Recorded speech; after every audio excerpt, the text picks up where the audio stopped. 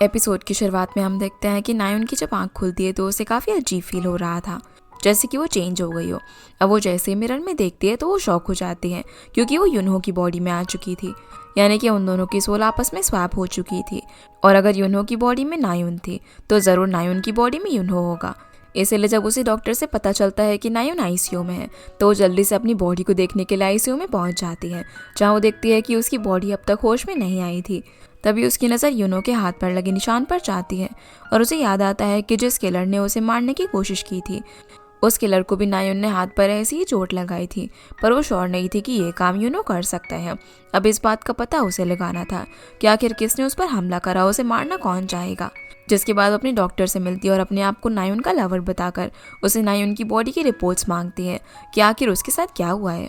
तो डॉक्टर उसे यहाँ पर युनो समझकर बताता है कि जब वो उन लोगों को उन बिल्डिंग के पास मिला था तब उसका भी हार्ट एकदम से कुछ सेकंड्स के लिए स्टॉप हो गया था, और तब से लेकर आज 1 महीने बाद उसे होश आया है। इसलिए वो उसे नायुन के बारे में डिटेल नहीं बता सकते।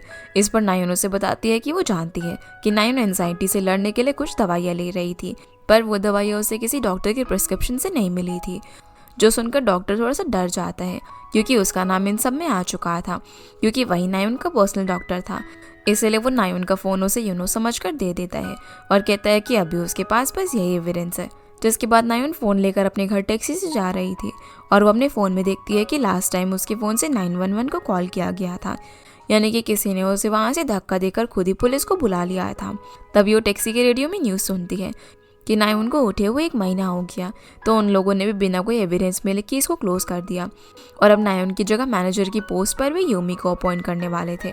जो सुनकर वो यहाँ पर सोचने लग जाती है कि उसने अपने हीटर्स को बहुत ही हल्के में ले लिया था, लेकिन अब वो ऐसा नहीं करेगी। इसके बाद नायुन सबसे पहले अपने घर पर जाती है, पर उसे वहाँ पर एंट्री ही नहीं मिलती, क्योंकि वो युनो की बॉडी में थी। और जब वो उस वॉचमैन से कहती है कि वो नायुन का लवर है, तो वॉचमैन उसे बताता है कि वहाँ पर रोज़ ही ऐसे लोग आते हैं जो कि खुद को नायुन का बॉयफ्रेंड बताते हैं। तभी नायुन की नज़र भी वहाँ खड़े कुछ रिपोर्टर पर पड़ती है, तो वो वहाँ से निकल जाती है। जिसके बाद अब उसे रात बिताने के लिए युनो के घर ही जाना पड़ता है। युनो एक बहुत ही ऊंची जगह पर रहता था, जिसकी वजह से नायुन को चढ़ाई चढ़कर उसके घर पर जाना पड़ता है, जहाँ घर के अंदर भी उसे काफ़ी सारे प्लांट्स दिखते हैं। वो सोचने लग जाती है कि आखिर युनो कैसा इंसान है। इसके बाद वो अंदर जाने लगते हैं तो दरवाजे पर कोड लॉक था, जिसे पहले तो वो युनो के आई कार्ड नंबर से ओपन करने की कोशिश करती है, पर कुछ भी नहीं होता।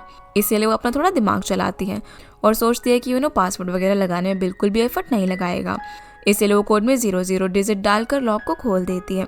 अंदर जाकर फिर वो युनो का पूरा घर देखती है। उसे वहाँ पर बेड पर एक नाइट सूट पड़ा हुआ मिलता है, जो कि उसे बिल्कुल भी पसंद नहीं आता, पर फिर भी वो उसे पहन लेती है और सोचने लग जाती है कि युनो ऐसी जगह पर कैसे रह लेता है।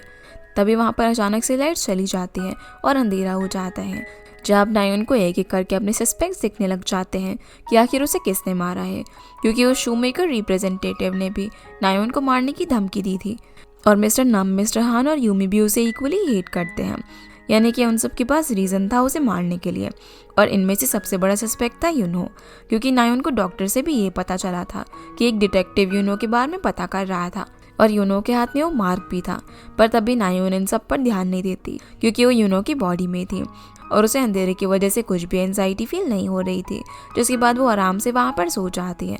पर जब अगले दिन वो उठती है तो सबसे पहले कुछ प्लांट्स उसके फेस पर आकर गिरते हैं, जिनकी वजह से उसका मूड इसी वक्त खराब हो जाता है, और वो एजेंसी जाने के लिए रेडी होने का सोचती है। तो उसे युनो का एक भी आउटफिट पसंद नहीं आता। उसी वक्त उसका ध्यान युनो के क्रेडिट कार्ड पर जाता है, तो वो स्माइल करने लग जाती है और उसी के पैसों से बहुत सारे नए आउटफिट्स अपनी पसंद से खरीद लेती है।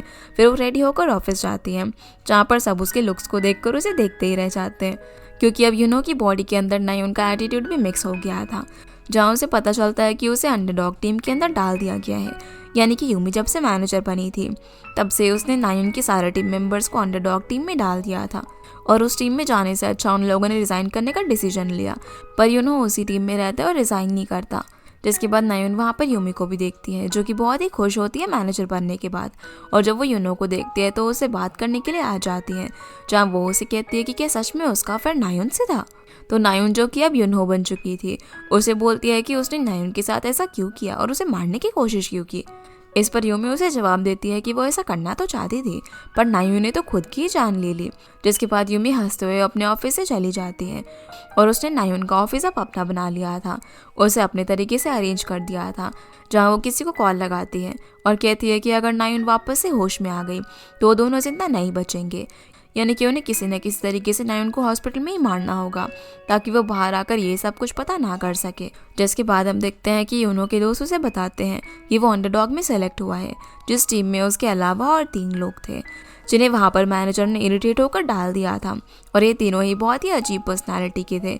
जैसे कि एक लड़की एजेंसी की छोटी मोटी चीज़ें चुरा लेती थी, तो एक लड़की सोशल मीडिया के चैलेंजेस ऑफिस में ही पूरी करती थी, और सबसे अजीब था लेक्सी, जो कि दिन में ऑफिस का काम करके रात को कैरियोके में लड़की बनकर सिंगिंग करता था। और ऑफिस में भी उसका रहना और बात करने का तरीका एकदम लड़कियों की तरह था, जो सब देखकर नायून को याद आता है कि इन सब लूजर्स को उसी ने ही अंडरडॉग में डाला था और वो खुद भी इन सब के बीच में फंस चुकी थी। जिसके बाद वो वहाँ से उठ जाती है और सोचती है कि अगर उसे कुछ पता लगाना है तो उसे क्राइम लोकेशन पर जाना चाहिए, जहाँ से सब कुछ शुरू हुआ था। पर उससे पहले वो वॉशरूम जाना चाहती थी, जहाँ वो सोचने लग जाती है कि उसे मेल वॉशरूम में जाना चाहिए या फिर फीमेल वॉशरूम में, और वो वॉशरूम जाने से पहले अपने हैंड सैनिटाइज कर लेती है। दूसरी तरफ हम देखते हैं कि यूमी को अपॉइंटमेंट लेटर सेरेमनी में बुलाया जाता है, जहाँ वो नायून के लिए एक झूठी इमोशनल स्पीच बोलती है और बोलती है कि अब वो स्योंगसू ब्रांडिंग एजेंसी को अच्छे से संभालेगी। जिसके बाद सेरेमनी खत्म होती है और उसके अंदर मिस जोंग भी आई हुई थी, जो कि खुश नहीं थी, और उसे देखकर यूमी उसे कहती है कि यूमी अब वो सारे मैस क्लियर करेगी जो कि नायून ने जिंदा रहते हुए फैलाए थे।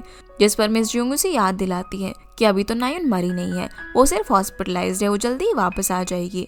जिसके बाद मिस जोंग वहाँ से चली जाती है और अब मिस्टर हान और मिस्टर नम यूमी से मिलते हैं और उसे अंडरडॉग टीम से छुटकारा पाने के लिए उसमें जो भी लोग हैं उसे फायर करने के लिए कहते हैं। पर यूमी को यहाँ पर नायून का एक लेक्चर याद आता है कि वो अंडरडॉग्स भी इसीलिए एग्जिस्ट करते हैं ताकि उनके कुछ काम ना करने की वजह से दूसरे लोगों की वैल्यू सबको पता चले। और यूमी को खुद तो कुछ आता नहीं था, तो वो नायून के आइडियाज़ को ही कॉपी करके उसी के स्टाइल में मिस्टर नाम और मिस्टर हान से कहती है कि वो अपने अंडरडॉग्स का भी यूज़ करेगी।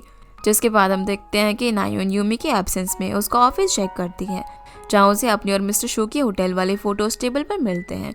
तभी यूमी भी अंदर आ जाती है और नायून उसे बोलती है कि ये फ़ोटोज़ उसी ने ही लिए थे ना, जो कि क्राइम है। साथ ही ये बोलती है कि तुम जिस सीट पर बैठी हो वो भी नायून की है, जो कि तुमने उसे धोखे से छीनी है, और ये भी एक क्राइम है। ये सुनकर यूमी उसका मजाक उड़ाती है और बोलती है कि क्या वो नायून के साथ सोकर आया है, क्योंकि तभी वो उसकी इतनी सही ले रहा है। इस पर यूनो की बॉडी के अंदर जो नायून है वो उसे काफ़ी अच्छे से जवाब देती है कि वो सब कुछ जानता है कि किसने किसके साथ सोकर नायून की पोजीशन छीनी है, और वो जल्दी सारा मैस क्लियर कर देगा। जो सुनकर यूमी थोड़ी डर जाती है और वो यूनो को कहती है कि उसे हर हफ्ते अंडरडॉग की पूरी टीम के साथ मीटिंग में रिपोर्ट करना होगा। इस पर भी वो कॉन्फिडेंटली जवाब देती है कि वो सब कुछ कैसे करना है वो अच्छे से जानती है और वो रिपोर्टिंग भी कर देगी। जो सुनकर यूमी उसे कुछ नहीं बोल पाती, क्योंकि उसके चेहरे से साफ पता लग रहा था कि वो कहीं ना कहीं डर गई थी।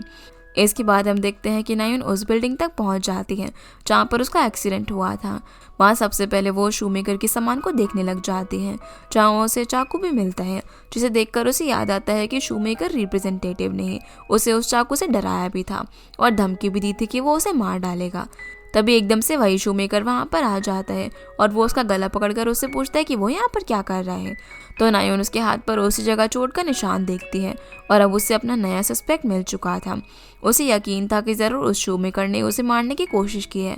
पर नायून अब यहाँ पर शांत होकर उससे पूछती है कि वो भला गुस्से में इतना पागल कैसे हो सकता है कि वो अपनी फैमिली की परवाह किए बिना नायून को मारने की कोशिश करे। इस पर वो बोलता है कि वो नायून को मारना ज़रूर चाहता था, पर उसने ऐसा किया नहीं, और इसका प्रूफ ये था कि वो 1 महीने से पुलिस स्टेशन जा रहा था और उसके साथ इन्वेस्टिगेशन हो रही थी, पर कोई भी एविडेंस उसके खिलाफ नहीं मिला। अब नायून उसे यहाँ पर अपने नए प्रोजेक्ट का टेम्पलेट देती है, और ये प्रोजेक्ट था हैंडमेड शूमेकर्स की कंपनी को ब्रांडिंग करने का, ताकि अब स्योंगसू एजेंसी उनकी हेल्प कर सके वापस कम बैक करने में। इस पर पहले तो वो शूमेकर उसकी हेल्प लेने से मना कर देता है, पर नायून यूनो बनकर उसे समझाती है कि अगर वो शूमेकर उससे हेल्प लेगा तो वो लोग समझेंगे कि उसने कुछ भी नहीं किया है, यानी कि नायून को मारने के प्लान में उसका कोई भी हाथ नहीं था। पर अगर उसने डील करने से मना किया तो वो लोग यही समझेंगे कि वो शूमेकर इस सब के अंदर शामिल है, और तब उसे उन्हें काफ़ी अच्छे पैसे पे करने होंगे। जो सुनकर शूमेकर उसे कुछ भी नहीं कह पाता। इसके बाद नायून एजेंसी में अपना सारा सामान स्टोरेज रूम के अंदर शिफ्ट करती है, क्योंकि वही जगह अंडरडॉग्स का ऑफिस हुआ करती थी। जहाँ पहले ही वो इमेजिन करने लग जाती है कि वो तीनों अजीब दिखने वाले अंडरडॉग्स के साथ क्या करेगी। पर जैसे ही वो वहाँ पर जाती है तो वो तीनों लोग मिलकर एक केक के साथ उसका वेलकम करते हैं और नायुन को उसकी डेस्क भी दिखाते हैं, जो कि बस एक नॉर्मल सा टेबल चेयर था। इसीलिए नायुन वहाँ से निकल जाती है और बोलती है कि वो अपना काम ऑफिस के बाहर कर लेगी। अब इससे पहले कि वो उन लोगों को प्रोजेक्ट से रिलेटेड कोई काम दे पाती, जैसे कि एड फिल्म्स के लिए मॉडल की लिस्ट बनाना और सोशल मीडिया पर उस एड को कैसे लॉन्च किया जाए, उस आइडिया की लिस्ट बनाना, जो कि असल में उनके लिए ईजी भी था क्योंकि वो सब पूरे दिन इन सब चीज़ों में इंटरेस्ट लेते थे। पर इससे पहले वो इन लोगों को प्रोजेक्ट से रिलेटेड काम दे देती है, जैसे कि एड फिल्म्स के लिए मॉडल्स की लिस्ट बनाना और सोशल मीडिया पर उस एड को कैसे लॉन्च किया जाए उसके आइडिया की लिस्ट बनाना, जो काम अंडरडॉग्स के लिए काफ़ी ईजी भी था क्योंकि वो पूरे दिन इन सब चीज़ों में इंटरेस्ट लेते थे। अगले सीन में हम देखते हैं कि यूमी एक पार्टी में होती है, जो कि उसने ही मैनेजर बनने की खुशी में रखी थी, जहाँ वो सबके सामने बहुत ज़्यादा खुश हो रही थी और ऐसी रिएक्ट कर रही होती है जैसे वो नायुन हो। इस वजह से नायुन का एक टीम एक्टर भी यूमी को जवाब दे देता है कि वो नायुन की तरह एक्ट करना बंद करे क्योंकि वो नायुन जैसी कभी भी नहीं बन सकती। इस पर यूमी उसका मजाक उड़ाती है कि वो तो नायुन के साथ उसके पेट डॉग की तरह था और भला अब उसे उसकी साइड लेने की क्या ज़रूरत पड़ रही है, कहीं उसी ने तो उसे मारने की कोशिश नहीं की ना। जो सुनकर रेक्स को थोड़ा सा गुस्सा आ जाता है और अपनी सारी ड्रिंक यूमी के सर पर गिराकर वहाँ से चला जाता है, जिससे कि यूमी उस पर चिल्लाती है और उसके पीछे जाने की कोशिश करती है। पर जुंगवो उसे रोक देता है तो यूमी उस पर भी चिल्लाती है क्योंकि जुंगवो ने एक भी ड्रिंक नहीं पी थी। इसलिए यूमी उसे कहती है कि वो भी उसे इग्नोर कर रहा है और उसकी दी हुई ड्रिंक भी नहीं पी रहा क्योंकि नायुन वहाँ पर नहीं है। पर जुंगवो उसकी इस बात का कोई जवाब नहीं देता और अपनी कार से उसे घर छोड़ने के लिए जाता है, जहाँ रास्ते में यूमी को किसी से बात करते हुए सुनता है कि अब वो यूनो को टॉर्चर करने वाली थी उसकी सारे प्रपोजल को रिजेक्ट करके। इस पर जुंगवो उससे पूछता है कि वो ऐसा क्यों कर रही है, तो यूमी कहती है कि वो नायुन का बॉयफ्रेंड है, इसलिए वो उसके साथ ऐसा करेगी क्योंकि वो उसे हेट करती है। पर यहाँ पर जुंगवो उसे बोलता है कि यूनो नायुन का बॉयफ्रेंड नहीं हो सकता, जिसकी वजह से उन दोनों में इस बात पर काफ़ी आर्ग्यूमेंट हो जाती है। अब जैसे यूमी घर पहुँचती है तो वो जुंगवो को भी साथ चलकर ड्रिंक पीने के लिए ऑफर करती है, पर वो मना कर देता है। इसलिए यूमी और भी ज़्यादा अपसेट हो जाती है और कहती है कि उसने बहुत कोशिश की नायुन बनने की ताकि जुंगवो उसे पसंद करे, लेकिन अब उसे शायद नायुन से मिलने हॉस्पिटल जाना होगा ताकि वो उसकी जैसी दिखने के लिए प्रैक्टिस कर सके। इसके बाद यूमी अपने घर पर चली जाती है तो उसी तरफ नायुन ऑफिस के सारे डेस्क चेक करती है जिन जिन पर भी उसे शक था, और वो देखते हैं कि जुनवो की डेस्क पर जुनवो ने अपने एक्वेरियम वाले आइडिया पर लिखा हुआ था कि सब गलती उसी की है, क्योंकि अगर उसने वो आइडिया नहीं सोचा होता तो उस एक्वेरियम की वजह से नायुन की जान नहीं जाती, जो पढ़कर उसे थोड़ा सा दुख होता है क्योंकि जुनवो कितना गिल्टी फील कर रहा था। जिसके बाद नायुन मिस्टर नम का डेस्क चेक करती है तो उसे वहाँ पर उसे लड़कियों के फोटोग्राफ्स के अलावा कुछ भी नहीं मिलता, और जब वो मेन सस्पेक्ट यूमी का कैबिन चेक करने के लिए जाती है तो उस पर भी लॉक लगा हुआ था, जिसकी वजह से उसके हाथ कुछ भी नहीं लग पाता। इसीलिए वो अपनी बॉडी देखने के लिए हॉस्पिटल में चली जाती है, जहाँ हम देखते हैं कि नायुन की बॉडी पर अब भी किसी की नज़र होती है और वो इंसान उसके पास आ भी रहा था जब नायुन को वहाँ से शिफ्ट किया जा रहा था। पर तभी नायुन यूनो की बॉडी में वहाँ पर आ जाती है और वो डॉक्टर से पूछती है कि आखिर उसकी बॉडी को वहाँ से कहाँ ले जाया जा रहा है, तो वो लोग उसे बताते हैं कि उसके सारे बिल्स ड्यू है, इसलिए वो उसे लोकल वार्ड में शिफ्ट कर रहे हैं। जिसकी वजह से नायुन यूनो का कार्ड निकाल कर कहती है कि वो उस कार्ड से एक वीआईपी रूम बुक करेगी नायुन के लिए, पर जब वो लोग उस कार्ड को स्वाइप करते हैं तो उसमें उतने ही पैसे होते हैं जिससे कि उसका ट्रीटमेंट नॉर्मल वार्ड के अंदर हो सके। अब नायुन अपनी बॉडी के पास अकेले खड़ी हुई थी और सोच रही थी कि आखिर उसे यूनो की बॉडी के साथ ही क्यों स्वैप किया गया, जहाँ हम ये भी देख पाते हैं कि अब भी कोई नायुन पर नजर रखे हुए था, पर ये कौन था ये हमें आगे पता चलेगा। तभी नायुन के अपने फ़ोन पर लेक्सी का मैसेज आता है जो उसे बताता है कि यूमी ने उनके लिए अगले ही दिन प्रेजेंटेशन देने के लिए मीटिंग रखी है ताकि वो वहाँ पर उन लोगों को इंसल्ट कर सके, वो भी सभी के सामने। पर नायुन उससे नहीं डरती क्योंकि उसके पास काम के लिए बहुत ही अच्छे स्किल्स थे। अगले दिन फिर जब मीटिंग होती है तो वो अपनी बनाई हुई प्रेजेंटेशन पूरे कॉन्फिडेंस के साथ सभी को दिखाती है, जो कि काफ़ी अच्छी भी थी, पर यूमी फिर भी उसे रिजेक्ट कर देती है और कहती है कि उसने अपनी टीममेट्स की हेल्प लिए बिना अकेले ही बॉस बनकर वो प्रेजेंटेशन बना ली। और क्योंकि नायुन अभी यूनो की बॉडी में थी तो यूमी और बाकी लोगों को ये फील होता है कि यूनो असल में नायुन की एक्टिंग कर रहा है, जहाँ यूमी उसका मजाक उड़ाती है और कहती है कि एजेंसी में किसी को भी फ़र्क नहीं पड़ रहा था कि वो 1 महीने से बेहोश होकर हॉस्पिटल में है, और अब जब वो वापस भी आ गया है तो भी किसी को फ़र्क नहीं पड़ता, फिर भले ही वो नायुन की तरह एक्टिंग ही क्यों ना कर ले।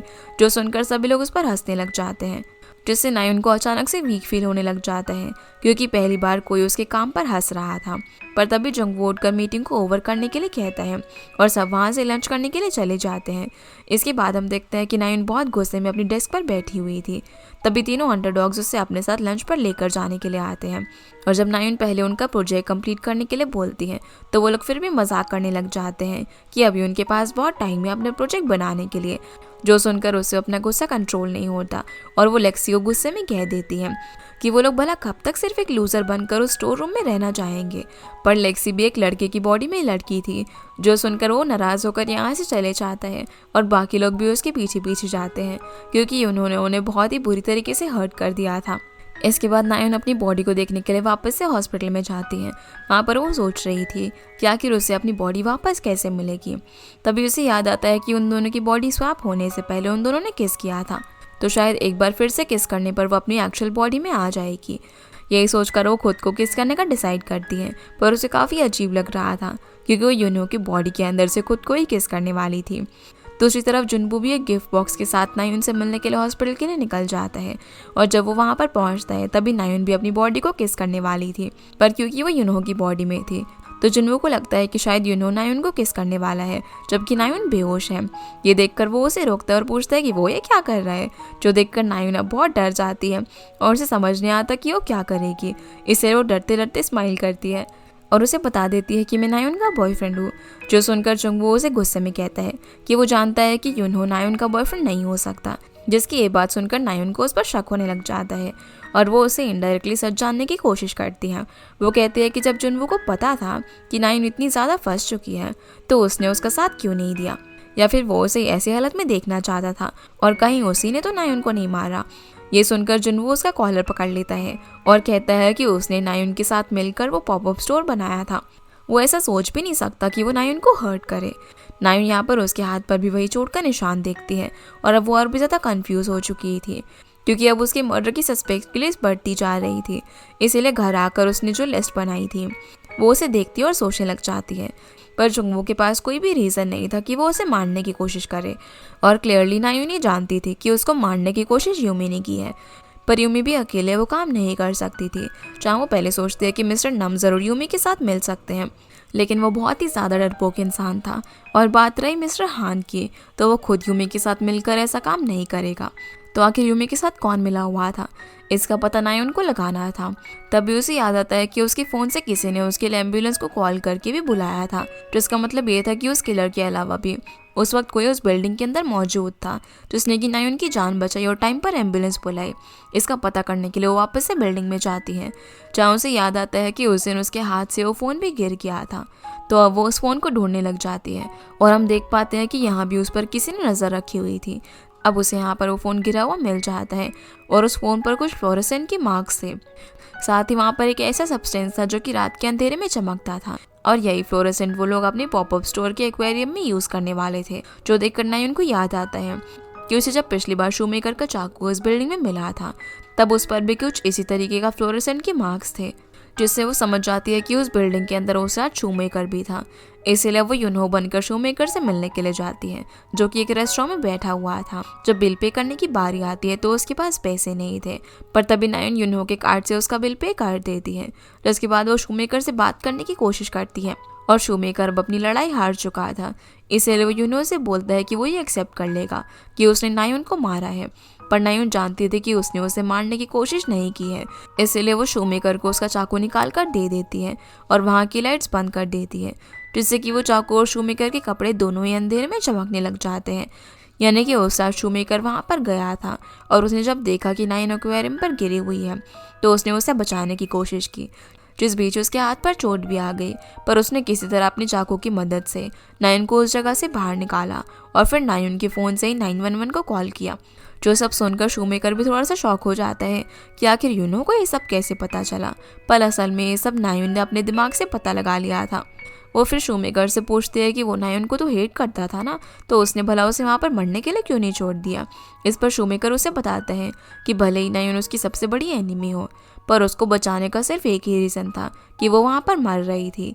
यानी कि शूमेकर इतना भी बुरा इंसान नहीं था कि वो अपनी ह्यूमैनिटी भुलाकर किसी को इस तरीके से मरते हुए छोड़ दे। क्योंकि भले ही वो उसे कितना भी हेट करता था, पर वो इतना ज़्यादा पे नहीं था कि वो उसकी जान ले ले। जो सुनकर नायन को थोड़ा सा गिल्टी फील होता है, क्योंकि उसने तो उसके साथ इतना ज़्यादा बुरा किया, पर फिर भी शूमेकर ने उसकी जान बचाई।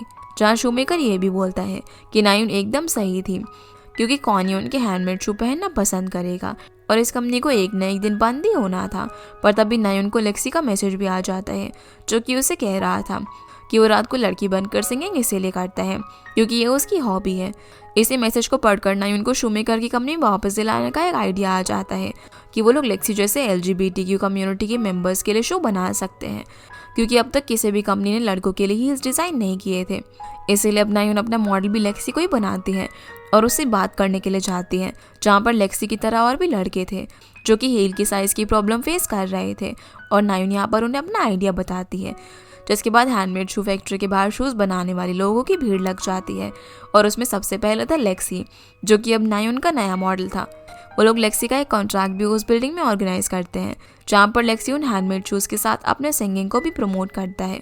और जो अंडरडॉग हमेशा ही सोशल मीडिया का ट्रेंड फॉलो किया करते थे, वो अपने अकाउंट की मदद से बहुत सारे लोगों को पोस्ट शेयर करती हैं और लाइव परफॉर्मेंस भी अपने अकाउंट पर शेयर करती हैं, जिससे कि सभी लोगों तक हैंडमेड शू की इन्फॉर्मेशन पहुंच जाती है। और अब लेक्सी के साथ साथ शू मेकर्स को भी बहुत ज़्यादा प्रॉफिट होता है और उसकी कंपनी वापस से चलने लग जाती है, जिससे वो काफ़ी फेमस हो जाते हैं। जो सब कुछ स्योंगसू ब्रांडिंग एजेंसी के लोग भी ऑनलाइन देख रहे थे, वो काफ़ी गिल्ट में थे कि उन्होंने लेक्सी या फिर यूनहो के आइडिया को अंडर एस्टिमेट नहीं करना चाहिए था और उस कॉन्सर्ट के अंदर जाना चाहिए था, जहाँ पर मैनेजर यूनहो की तारीफ कर रहे होते हैं कि ये आइडिया तो बिल्कुल नायन के आइडिया की तरह थे, जो चीज़ यूमी भी सुन लेती है, और उसे यूनहो और लेक्सी पर काफ़ी ज़्यादा गुस्सा आता है। दूसरी तरफ जब सब लोग साथ में सेलिब्रेट कर रहे थे और एक दूसरे को थैंक्स कह रहे थे कि आखिर उन सब ने मिलकर अपने आप को प्रूव कर ही दिया कि वो लोग अंडरडॉग्स या फिर लूज़र नहीं हैं, वो लोग कुछ भी कर सकते हैं, जहाँ एकदम से उन्हें याद आता है कि यूनो तो उनके बीच है ही नहीं, जबकि यूनो यानी कि नायन अभी भी ऑफिस के अंदर थी। जब वो अपने अंडरडॉग्स की टीम की प्रोजेक्ट देखती हैं तो वो काफ़ी ज़्यादा खुश हो जाती हैं, क्योंकि अब वो लोग अपना काम सीरियसली कर रहे थे। वो चारों एक टीम में थे। जहाँ नायन को शूमेकर्स का फ़ोन भी आता है। वो नायन को थैंक्स कहता है कि उसने उसकी इतनी हेल्प की, पर नायन खुद भी उसे थैंक्स बोलती है, क्योंकि उसके थॉट्स ने ही नायन को फील करवाया था कि उसके आसपास अच्छे लोग भी हैं जो कि उसके एनिमी होकर भी उसकी जान की परवाह करते हैं।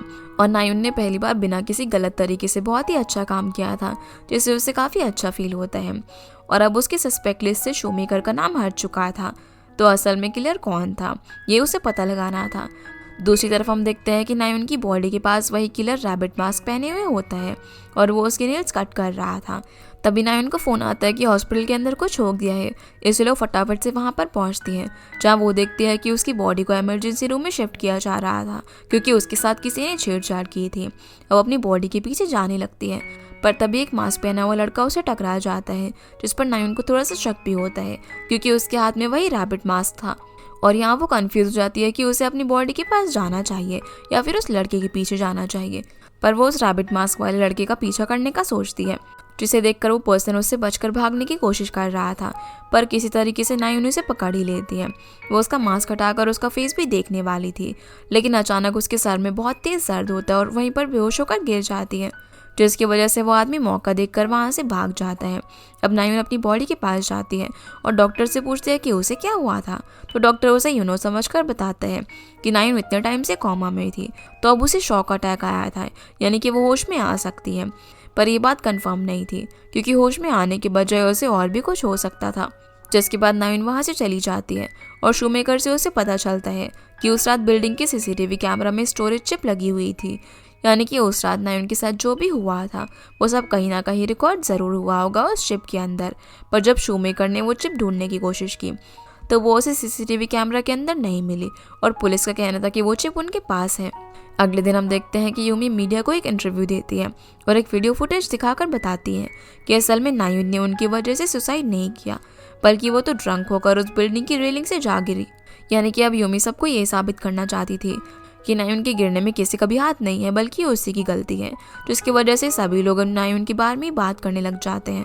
और नायन अब गुस्से में यूमी से बात करने के लिए जाती है, जहाँ वो उससे पूछती है कि वो नायन के साथ ऐसा क्यों कर रही है और उसने CCTV फुटेज के साथ क्या छेड़खानी की है। तभी कुछ एम्प्लॉयज़ उन दोनों को अर्जेंटली बाहर आने के लिए बुलाते हैं और कहते हैं कि मैनेजर नायन वापस आ चुकी है, जो सुनकर यूमी तो अचानक से काफ़ी ज़्यादा डर जाती है। और हम देखते हैं कि अब ऑफिस के अंदर सच में नायुन वापस आ चुकी थी, बल्कि वो तो नायुन की बॉडी के अंदर यूनहो था। जहाँ दोनों ही एक दूसरे को अपनी अपनी बॉडी में देखकर बहुत ही ज़्यादा कंफ्यूज हो जाते हैं। पर इससे पहले यूनहो अपनी बॉडी देखकर ऑफिस में कुछ बोल पाता, नायुन उसका मुंह दबाकर उसे कोने में लेकर चली जाती है और उसे बताती है कि जब उसे भी बॉडी स्वैप के बारे में पता चला था तब वो बहुत ज़्यादा कंफ्यूज थी, पर अब उन्हें पता लगाना है कि वो दोनों वापस से अपनी बॉडी में कैसे आ सकते हैं। लेकिन यूनो बहुत ही ज़्यादा डरा हुआ था। वो उसे पूछने लग जाता है कि नायुन ने कहीं उसकी हैंडसम बॉडी को टच तो नहीं किया, क्योंकि ऐसा करना असॉल्ट हो सकता है। तो ये सुनकर नायुन को गुस्सा आ जाता है और वो यूनो से कहती है कि अगर वो शांत नहीं हुआ ना तो नायुन उसकी बॉडी को सबके सामने एक्सपोज कर देगी। और वो यहाँ पर यूनो की बॉडी से कपड़े उतारने लग जाती है, पर यूनो उसे रोक देता है और चुपचाप घर चलने के लिए बोलता है। लेकिन अब यहाँ से जाने से पहले वो नायुन से कंफ्यूज होकर पूछता है कि उसे किसके घर जाना चाहिए। तो नायुन से समझाती है कि उसे अपने ही घर जाना चाहिए। तभी नायुन की टीम मेंबर वहाँ पर आ जाती हैं, जो कि असली यूनो को देखकर काफ़ी शॉक रह जाती हैं और उसे लाइव में रिकॉर्ड करने की कोशिश करती है, पर तभी वो वहाँ से भाग जाता है। अब जैसे यूनो बाहर जाता है तो बाहर से आ रहे जुंगवू और मिस जोंग उसे देखकर काफ़ी ज़्यादा शॉक रह जाते हैं। जंगू तो उसका हाथ ही पकड़ लेता है, पर यूनो अभी शॉक से बाहर नहीं निकला था। वो यहाँ से ये कहकर भाग जाता है कि उसे घर जाना होगा, वरना मैनेजर नायुन उस पर वापस से चिल्लाएगी। इसके बाद हम देखते हैं कि नायुन और यूनो के बारे में सभी लोग बातें कर रहे होते हैं कि अब अगर नायुन वापस आ गई है तो उसे किस टीम में डाला जाएगा, क्योंकि अब वो मैनेजर की पोस्ट से तो हट चुकी है, पर उसे वो लोग कंपनी से फायर नहीं कर सकते थे। यही सब सुनकर नायुन अपने टीममेट्स को जवाब देती है कि नायुन को उनकी टीम में ही डाला जाए और वो उसे वापस लेकर आएंगे।